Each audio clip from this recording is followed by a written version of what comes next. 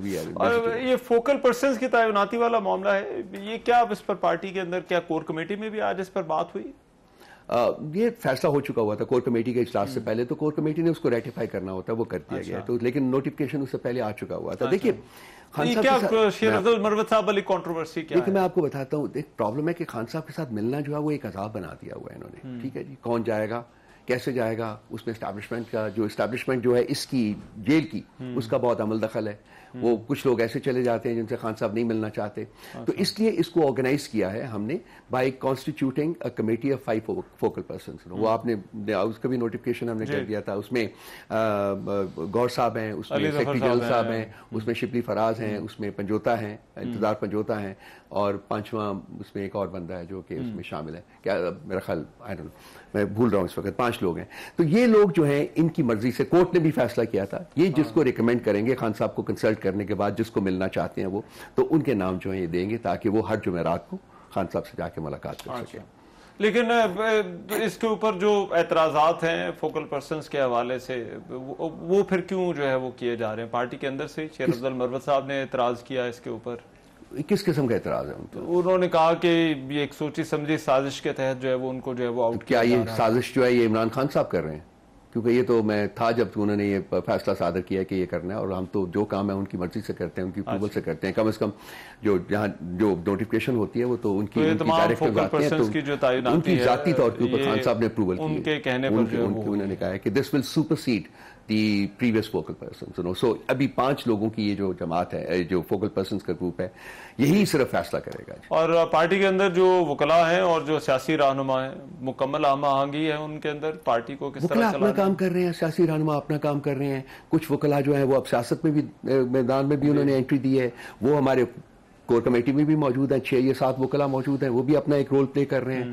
سیاسی فیصلے تو سیاستدانوں نہیں کرنے ہیں نا، اور وکیل جو ہیں وہ لازمی بات ہے جو لیگل ایشوز ہیں ہمارے، اور بہت سے ہیں گمبھیر ایشوز ہیں، ان کو ہینڈل کر رہے ہیں، اور بڑی دلیری سے، بڑی بہادری سے، اور بڑی کمپٹنس کے ساتھ وہ ان کو حاصل کر رہے ہیں. اور مقدمے جو ہیں اب انٹینگل ہونے شروع ہو گئے ہیں. ایک توشہ خانہ دیکھیے آپ کو، اس میں وہ سسپینڈ ہو گئے. ہم کافی ویسے ریلیف مل رہا ہے. میں نے آپ سے پہلے بھی ایک دفعہ پوچھا تھا کہ کیا شاید عدالتی رویہ آپ کی طرف جو ہے وہ بدل رہے ہیں؟ یہ بہت سارے لوگوں کے نام ECL سے نکل گئے، سزا سسپینڈ ہو گئی، ضمانتیں بھی ہو رہی ہیں، تو کیا کچھ ہواؤں کا رخ بھی بدلا ہے؟ دیکھیں چھوٹی عدالتوں میں تو انہوں نے تلاش کر لیے دلاور، انہوں نے تلاش کر لیے بشیر، ویسے ججز آئے جنہوں نے کہ کانسٹیٹیوشن کو رون کر، لا کو رون کر انہوں نے پنشمنٹ تو لے لی، لیکن ان میں کوئی وزن نہیں تھا، کیونکہ ان ایلیگیشنز میں کوئی وزن ہے ہی نہیں. انہوں نے انٹینگل تو ہونا تھا، انریول تو ہونا تھا انہوں نے. اور سارے ہمارے لائرز جو کہتے تھے کہ جب یہ ہائی کورٹ لیول کے اوپر پہنچیں گے تو ایک ایک کر کے ختم ہو جائیں گے. اب ہائی کورٹ لیول کے اوپر اس قسم کی سزا دینا جو اس کا بیسس کوئی نہ ہو، وہ پاسبل نہیں ہوتا. تو دیکھتے ہیں ہم یہ کیا کرتے ہیں. حالانکہ ہمیں اسلام آباد ہائی کورٹ کے چیف جسٹس کے بارے میں بھی ہمارے بڑے تحفظات ہیں، اور ہم بارہا اس کا اظہار بھی کر چکے ہوئے ہیں، لیکن گریجولی ہمیں فیل ہو رہا ہے اب کہ یہ مقدمات جو ہیں، چونکہ ڈیلے کیا جا رہا تھا نا، اگر یہ اس سے پہلے 3 مہینے پہلے بھی ہم اس کو ہائی کورٹ لیول کے اوپر لے جا سکتے تھے، لیکن چونکہ چیف جسٹس آف دی اسلام آباد ہائی کورٹ اس کے اوپر بیٹھے ہوئے تھے، ڈیلے کر رہے تھے ان کو فیصلوں میں، تو اس لیے یہ ڈیلے ہوئی ہے. ادروائز تو یہ اب تک خان صاحب باہر ہوتے. کور کمیٹی کے اجلاس سے ہی آ رہے ہیں، لیکن میں ابھی آپ کا اعلامیہ دیکھ رہا تھا، ایک آپ نے پھر سے مطالبہ کیا ہے کہ فل کورٹ بنایا جائے. میں سمجھنا چاہتا ہوں فل کورٹ بنانے سے آپ کے خیال میں پارٹی کیا سمجھتی ہے، کیا فرق پڑے گا؟ پہلے مطالبہ تھا کہ معاملہ عدلیہ کے پاس رہنا چاہیے، تو اب عدلیہ کے پاس ہے، لیکن فل کورٹ اب اس سے بھی آگے کیوں جانا چاہتے ہیں؟ فل کورٹ کا تو مطالبہ ہمارا پہلے دن سے ہے، اور پہلے جب 7 ممبر بینچ بنا تھا تو اس وقت ہم نے یہ بھی مطالبہ کیا تھا کہ چیف جسٹس صاحب کو اس بینچ کے اوپر ہونا نہیں چاہیے، کیونکہ ایگزیکٹو کے ساتھ میٹنگ کے بعد وہ اپنی پوزیشن کمپرومائز کر چکے ہوئے ہیں. اس کے بعد ہمارا کنسسٹنٹ مطالبہ رہا ہے کہ فل کورٹ بننی چاہیے، جس کا ہنٹ چیف جسٹس صاحب نے اپنی لاسٹ جو ہیئرنگ ہوئی ہے اس میں بھی کہا تھا کہ شاید اگلا جو سیشن ہو اس کورٹ کا وہ فل کورٹ ہو. تو ہم امید کرتے ہیں کہ فل کورٹ بیٹھے گی، اور ہم یہ بھی امید کرتے ہیں کہ چیف جسٹس صاحب اس کورٹ کا حصہ نہیں ہوں گے. 7 لارجر بینچ، 7 رکنی جو بینچ ہے لارجر بینچ، یہ کیوں کافی نہیں ہے آپ کے خیال میں؟ Full court is always better. دیکھیے کچھ مقدمات کی نوعیت ایسی ہوتی ہے، یہ 184(3) کے تحت یہ سو موٹو نوٹس ہے، اس میں یوزلی فل کورٹ ہی بیٹھتی ہے. اور فل کورٹ بیٹھ کے جو بھی فیصلہ کرے گی وہ مناسب ہوگا، اس کو دیکھ لیں گے کہ اس کے بعد کیا کریں. اور آپ ابھی بھی کہتے ہیں کہ قاضی جسٹس، چیف جسٹس کو اس کا حصہ ہونا چاہیے؟ وہ کنسسٹنٹ، ہمارا کنسسٹنٹ ڈیمانڈ ہے کہ ان کو نہیں ہونا چاہیے. اور ہماری ایک اور بھی ڈیمانڈ ہے اس سلسلے میں کہ جو 6 जजेस के लेटर में जो मुतालबा किया गया है कि एक जुडिशल कन्वेंशन जो बुलाया जाए, वो कन्वेंशन से ताकि बाकी जो जजेस हैं वो भी बैठ के बताएं कि उनके साथ क्या होता रहा, उनके साथ क्या सलूक रहा, उनके ऊपर क्या प्रेशर्स थे. That is very important. और ये जो जजेस को खतूत मिले हैं, क्या कोर कमेटी के इजलास में इस पर भी बात हुई? पार्टी की क्या अंडरस्टैंडिंग है, ये क्या हुआ है? जी, मेरा ख्याल है कि जो 2-3 चीजें हुई हैं. नंबर एक तो ये खत लिखे गए जो कि इस्लामाबाद हाई कोर्ट के 6 जजेस ने लिखे हैं. उसके बाद 300 लॉयर्स ने, जो लीडिंग लॉयर्स हैं पाकिस्तान के, उन्होंने एक लेटर लिखा, साइन करके भेजा चीफ जस्टिस को, और उसमें कहा जी कि इन लेटर, जो लेटर लिखा गया IHC के जजेस ने, उनके ऊपर तहकीकात की जाए बाकायदा एक्सटेंसिव किस्म की. और उसके बाद तीसरा जो फीचर है वो ये कि जी और बहुत सी आवाजें जुडिशरी के अंदर से निकल रही हैं जो कि प्रेशराइज है, जो प्रेशर परसों जब ये जो जजेस को खत मिले इनका पूछना चाह रहा था. मैं वही आ रहा था उसके ऊपर, मैं उसी पर आ रहा था कि जी ये जो सारा कुछ बन रहा है, एक प्रेशर सिचुएशन जो डेवलप हुई है, जो कि चीफ जस्टिस साहब जब परसों बैठे हुए उन्होंने वो लाइव टेलीकास्ट किया तो उनके चेहरे के तासुरात बता रहे थे कि ही इज अंडर प्रेशर, और जो उनका कॉन्डक्ट था वो भी प्रेशर को जाहिर कर रहा था. तो अब ये जजेस को डराने का जो काम है, इसकी एक नई मैकेनिज्म इजाद की गई है.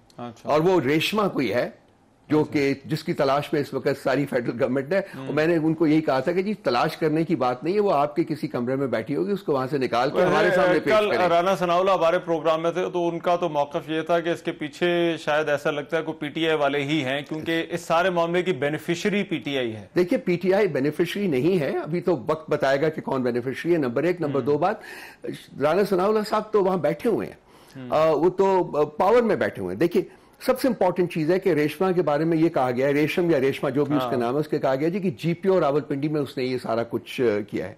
अच्छा, GPO रावलपिंडी में जो CCTV कैमराज हैं वो बिल्कुल वैसे ही टूटे हुए निकले हैं या तोड़े गए हैं जैसे कि 9 मई को तोड़े गए थे, ताकि कोई सबूत ही ना रहे इनकी कंपेसिटी का. जैसे 9 मई के इल्जामात हमारे ऊपर डाले गए हैं और जब प्रूफ लेने गए तो वो कुछ भी वहां मिला नहीं है, यानी कि एक्शन करने से पहले उनको तोड़ दिया गया. तो ये जब हुकूमत में लोग बैठे होते हैं तो फिर इस किस्म के इल्जामात जब लगाते हैं तो ये जो इल्जामात है, देखिए रऊफ हसन साहब, पार्टी तो अपने उन कारकुनान को ओन करती है, तो क्या अभी भी तो पार्टी का क्या वो कारकुनान जो है वो गिल्टी है? हम ओन करते हैं. 9 मई जो है वो करवाया गया, क्या वो गिल्टी है?